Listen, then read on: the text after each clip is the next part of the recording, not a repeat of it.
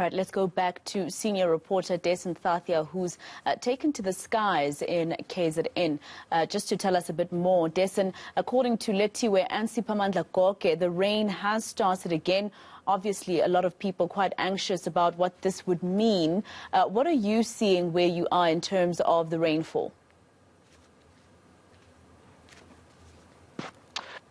Well, Maseko, it did start to rain earlier. We were a bit concerned about this flight, in fact, but fortunately it hasn't gotten as heavy as we had expected. I want to call your attention now to the area that I was referring to earlier, where that road has split and isolated that particular community in Reservoir Hills. It looks like a complete disaster. There are vehicles hanging off the edge of the embankment there. There's water rushing through where normally residents say there was no water flowing. Houses are on the brink of all of that. And residents are obviously concerned. They are worried. They are angry. They can't understand how this happened. Some of them claim that it could be a lack of proper maintenance. An entire street, a street that has been used every day by this community, has literally broken away. It's not even a bridge, it's a road. And you'll look at it now and you can see what it means for them, how they're cut off, they're separated into two different sides. And some of obviously vehicles are not able to pass this area. What's worse, Maseko, is that that community doesn't have electricity and water. You might be able to see some people down at the bottom there trying to get some water from a pipe that had broken off. Because beyond the road, there's also now the added problem of the piping, the water piping that is broken there. And that's what they're using now to try to access some water out of desperation.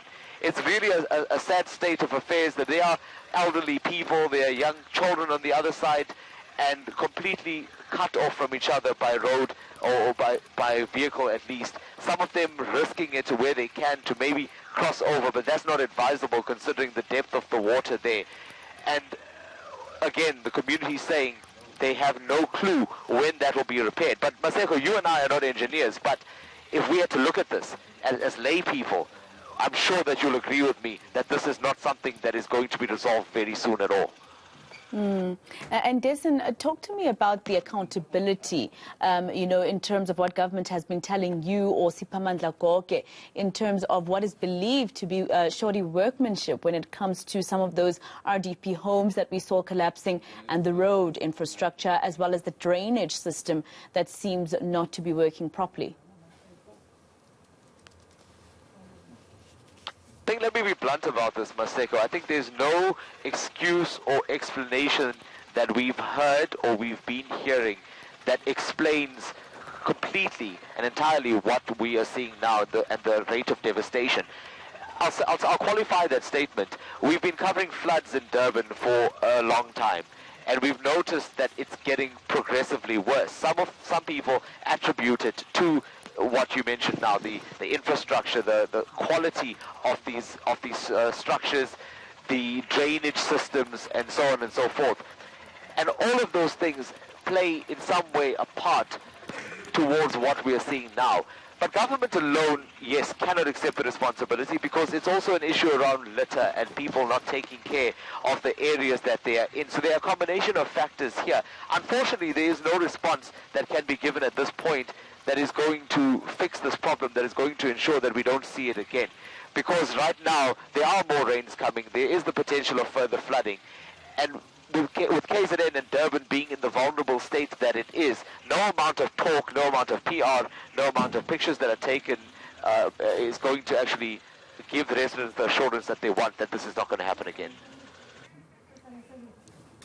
Well, Dasen, just, in terms of what you've been able to see, you were in the skies yesterday as well, and today you were showing us visuals of mop-up operations that, as you say, if the rain persists, it will be very difficult then for humanitarian aid to even get to the people who need it.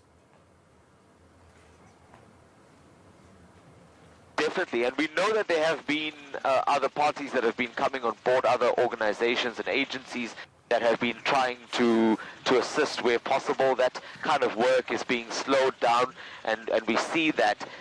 But there are so many processes that are happening at the same time, Maseko. So on the one hand, you have that. You have the humanitarian side, and you have people needing to be reached. You have people looking for accommodation and trying to find places to hole up until their homes are rebuilt, whenever that is.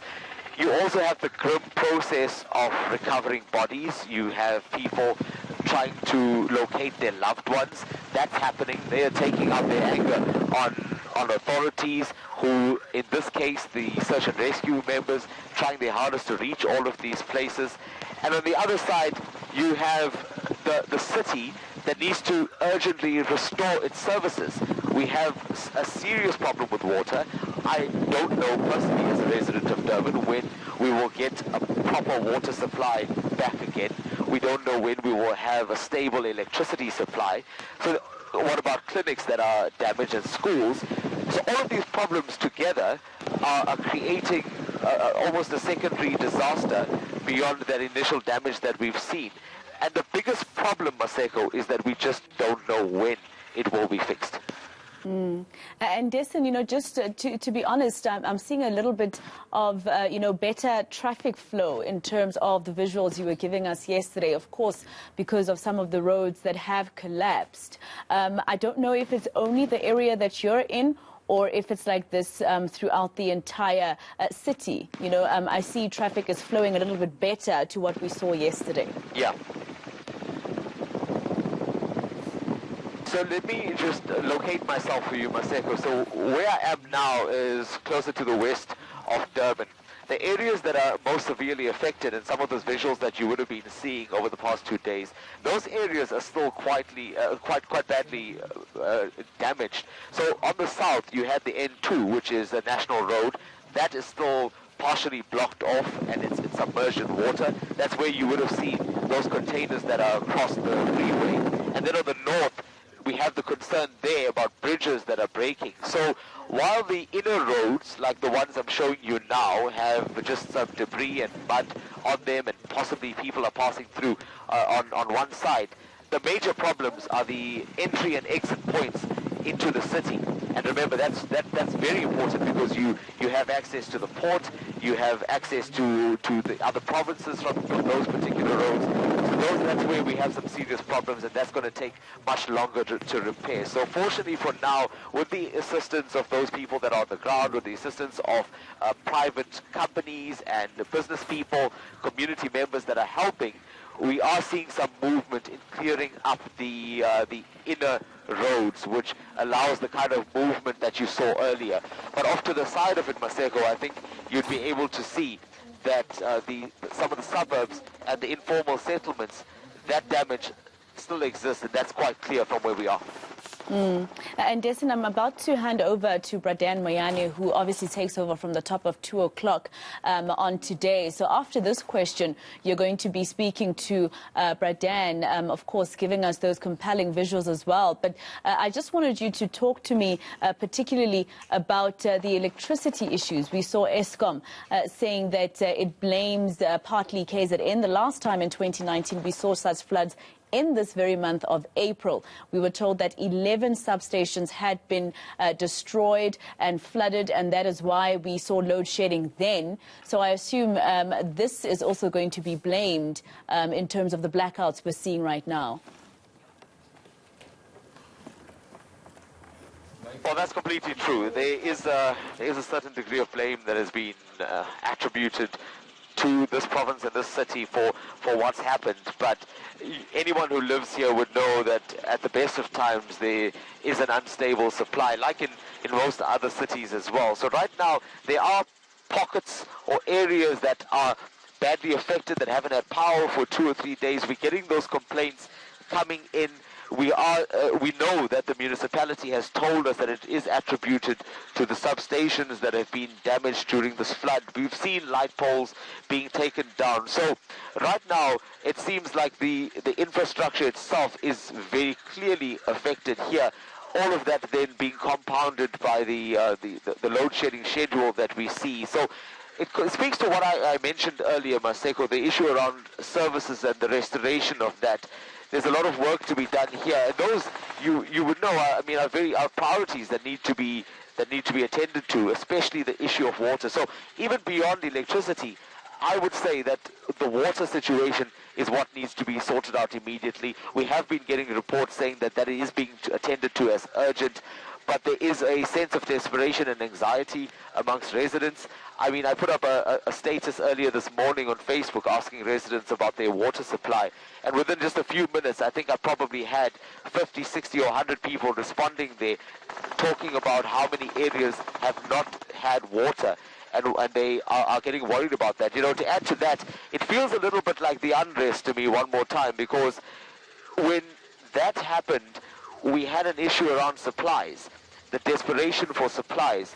And that's what I felt this morning as well. Before I left home, I tried to order some water, and before the delivery person could get there, he got there and he said to me that unfortunately it had all been snapped up from the local supermarket, so they couldn't get it. So there's also a lot of anxiety around that, about trying to stock up, trying to stockpile, and we all know what happens when people do that. So these are now the secondary crises that we are dealing with as a city.